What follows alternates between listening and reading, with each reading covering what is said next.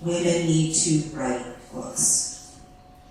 They need to write nonfiction, leadership, professional development, and personal development books. Do you agree? Okay. And so when I say strategic author, I'm not just talking about books, but I'm just even talking about publishing your work, whether it's articles, whether it's white papers, publishing on platforms like LinkedIn and Substack, right? But publishing so that your intellectual and your intuitive and your instinctual capital is recognized. So I call that being a strategic author. So the next thing we're going to talk about is, where are you in that in that conversation? And then finally, we're going to ask, how do you actually build things in what order?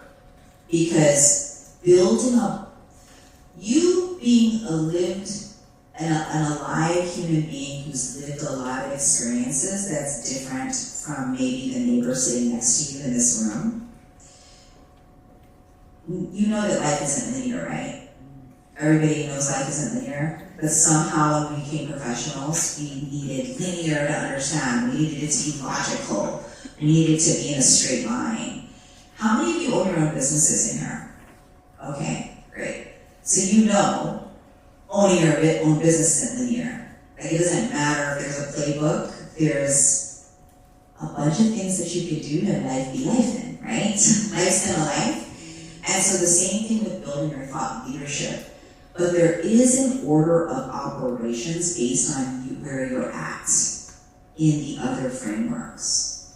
And that's what I feel is something that I do, well, people tell me to do well, is that I know what to work on, when to work on it, and when to let stuff go. And it's because I have a naturally strategic mindset. And I really believe that women think of strategy as like a plan. And strategy is not a plan, strategy is how to live.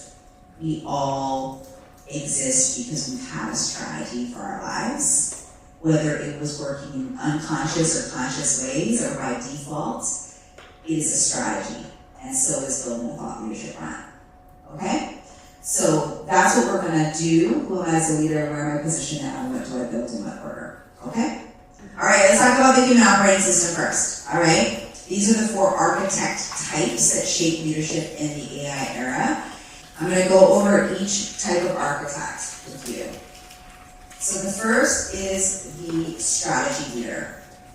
The strategy leader is the person that translates vision into architecture and builds the plan that turns ideas into market reality. I call them the meaning makers. They're the reason things have meaning. It doesn't mean that your big ideas don't have meaning, but the market doesn't recognize that they have meaning. Does that make sense? So strategy leaders are really good at making the market understand why this matters. So their gift is seeing that integrated pathway that no one else can see, and the gap that typically this architect has is that they are often invisible behind the plan that she built. I talked about the under the fold people, right? Based on just how I described the strategy leader, how many of you identify as a strategy leader? All right, the next is the thought leader. I call the thought leader the meaning creator. So they're the ones that create or curate the ideas that make people think differently. Okay? So these are the people who author the frameworks that shape how others see and decide to make things different. And then they codify that craft into transmissible intellectual property. So intellectual property includes your stories, your frameworks, your processes, your vision, okay? So the gift for the thought leader is that they can name what others sense but can't articulate. And the gap that they have is they often are the most underbuilt dimension for serious operators. And what I mean by that is All of us. You wouldn't be here today if you didn't take your life and your business and your career seriously. Like, you know you're investing your time and energy in something that you feel like will support your growth. This underbuilt dimension, this ability to speak your frameworks, speak your stories in a way that actually moves people to think and do differently, this is the opportunity for the thought leader. How many of you identify as a thought leader today? Not that you want to be, but today. Okay? How many of you want to develop this skill better? Okay, good.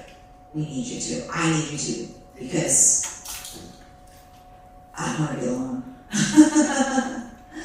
All right, the next is the ecosystem leader. This is the meaning operator. This is the person that can mobilize meaning into processes, into work instructions, into, getting people to actually get the work done. And this is the orchestrator of relationships, operations, and integration across systems and teams.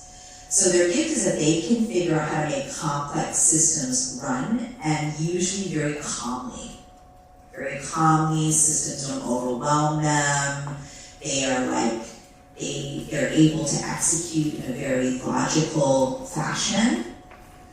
And their gap is that their authority is functional, meaning like they can do the job, but it's rarely positioned as thought leadership. And in the new world, you probably have heard that this role, period, like in work, people are now not going to be really managers, they're going to be orchestrators of HI and AI, right? The humans and the machines. And so this type of architect that's building the future, this is a big job role, period. When we think of like all the architects that I'm naming right now, this person is going to be the manager now and in the future, period. How many of you identify as an ecosystem leader? And that's, and I just want you to know, you're not just one or the other. It's more about the dimensions of each one, okay? So we're going to do that exercise in a moment. You're going to see the dimensions of where you're positioned proportionately across the four archetypes, okay? And then finally, the meaning builder, which are the founders, the entrepreneurs, right? We are the people who build the vehicle that people can get helped by. We take economic and creative risk to bring something new into the world, right? When you think about, how many of you work for a big company or enterprise?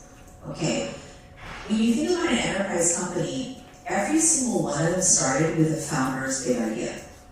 It just happened to become Apple or Microsoft or Oracle or OpenAI or, Anthropic. Like, every single company that is an enterprise size started with a dream. So they were founders and entrepreneurs that decided they wanted to scale their business to a certain size. Some of us don't want that. Some of us want to create something that we can manage or won't make us crazy or have full autonomy and not answer to a board. But all of them are founders and entrepreneurs. So the gift is that they can convert conviction into enterprise. Like a successful founder. How many of you are founders of like a startup for an AI startup or any type of tech startup or anything like that? So those people, again, they are able to move their idea into actual impact and revenue, right?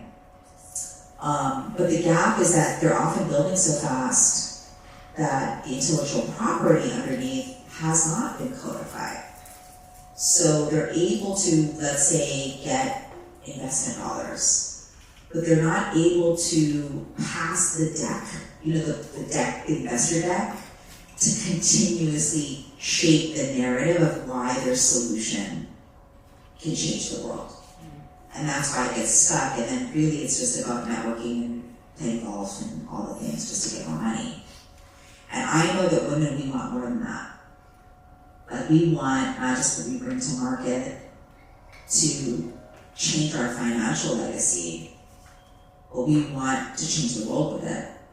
But it stops after the investment comes for a lot of founders. So they're like, great, they gave me money, I did my board deck, but your intellectual property evolves as well over time.